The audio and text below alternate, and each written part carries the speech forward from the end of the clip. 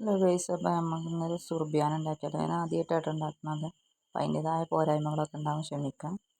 അപ്പോൾ നമുക്ക് ആദ്യം ഉള്ളി ഒന്ന് വാട്ടിയെടുക്കണം. അതിനായിട്ട് ഞാനൊരു ചട്ടി അടുപ്പത്ത് വെച്ച് എണ്ണയൊക്കെ ചൂടായി വന്നിട്ടുണ്ട്. ഇനി അതിലേക്ക് ഉള്ളി എടുക്കാം, ഉള്ളി ഇട്ടെടുക്കാം. ഇത് നന്നായി ഒന്ന് പൊരിഞ്ഞ് വരണം കേട്ടോ. ബ്രൗൺ കളറായി നന്നായി ഒന്ന് പൊരിഞ്ഞ് വരണം. അപ്പോൾ ഉള്ളിയൊക്കെ പൊരിഞ്ഞ് നമ്മളൊരു പ്ലേറ്റിലേക്ക് മാറ്റിയിട്ടുണ്ട് കേട്ടോ. ഇനി അടുത്തത് ഇതിന് മിക്സിൻ്റെ ജാറിലേക്ക് ഇട്ട് കൊടുക്കേണ്ടത്. പിന്നെ ഇട്ട് കൊടുക്കുന്നത് ഇഞ്ചി വെളുത്തുള്ളിയാണ്.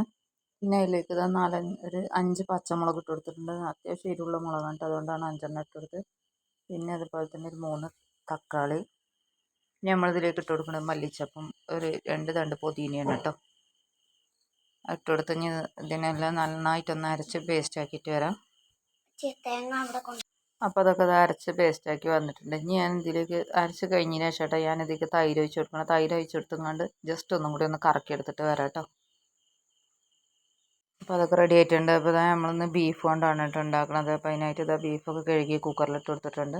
ഈ കുക്കറിലേക്ക് നമുക്ക് ഈ അരപ്പ് ഒഴിച്ച് കൊടുക്കാം. അരപ്പൊക്കെ ഒഴിച്ച് കൊടുത്തതിന് ശേഷം നമുക്ക് മസാല ഇട്ട് കൊടുക്കാം കേട്ടോ. മല്ലിപ്പൊടി, അതുപോലെ ഗരം മസാല, പിന്നെ എരിവിന് ആവശ്യത്തിനുള്ള മുളക് പൊടി ഇട്ട് കൊടുത്തിട്ടുണ്ട്. പിന്നെ ലേശം മഞ്ഞൾപ്പൊടിയും കൂടി ഇട്ടിട്ട് നന്നായി ഒന്ന് മിക്സ് ചെയ്തെടുക്കണം കേട്ടോ.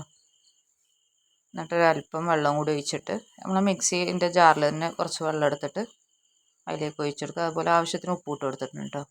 എല്ലാം കൂടെ ഒന്ന് മിക്സ് ചെയ്തിട്ട് നമുക്കൊന്ന് വേവിക്കാൻ വെക്കാം.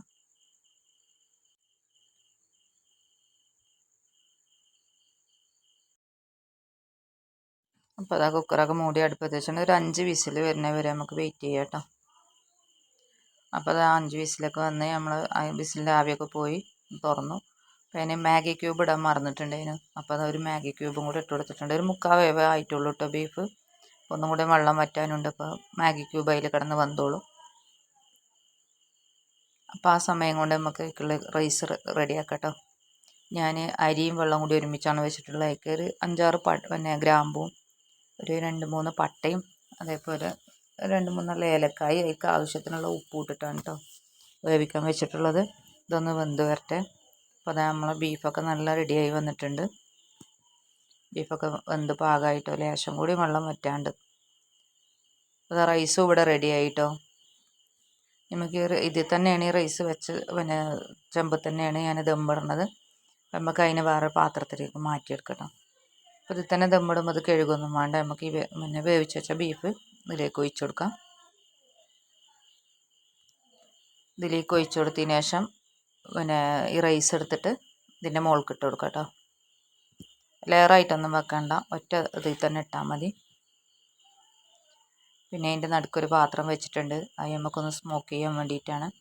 അതിൻ്റെ ചുറ്റും നമുക്ക് പുതിനയും അതുപോലെ മല്ലിച്ചപ്പും ഇട്ട് കൊടുക്കാം. അതുപോലെ നേരത്തെ പൊരിച്ച ഉള്ളി കുറച്ച് മാറ്റി വെച്ചിട്ടുണ്ടെങ്കിലും അതും ഇട്ട് കൊടുക്കാം.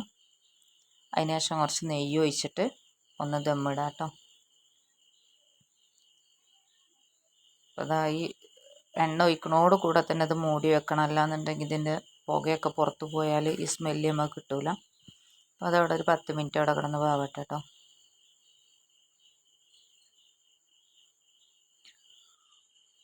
അപ്പോൾ നമ്മൾ ഇത് മൂടി വെച്ചിട്ട് 10 മിനിറ്റ് ആയി. അപ്പോൾ അത് തുറന്നപ്പോൾ നല്ല സ്മെല്ല് കിട്ടും. ആ സ്മോക്കിങ്ങിൻ്റെ അതുപോലെ മല്ലിച്ചപ്പിൻ്റെയും ഇതിൻ്റെയൊക്കെ നല്ല സ്മെല്ല് കേട്ടോ. അപ്പോൾ നമ്മൾ അടിപൊളി ബീഫ് സുർബിയാൻ ഇവിടെ റെഡി ആയിട്ടുണ്ട്. അപ്പോൾ എല്ലാവരും ഇതൊന്ന് ഉണ്ടാക്കി നോക്കുക. വീഡിയോ ഇഷ്ടപ്പെട്ടാൽ എല്ലാവരും ലൈക്ക് ചെയ്യുക, ഷെയർ ചെയ്യുക, സബ്സ്ക്രൈബ് ചെയ്യാതെ കാണുന്നവരുണ്ടെങ്കിൽ സബ്സ്ക്രൈബ് ചെയ്ത് സപ്പോർട്ട് ചെയ്യുക കേട്ടോ.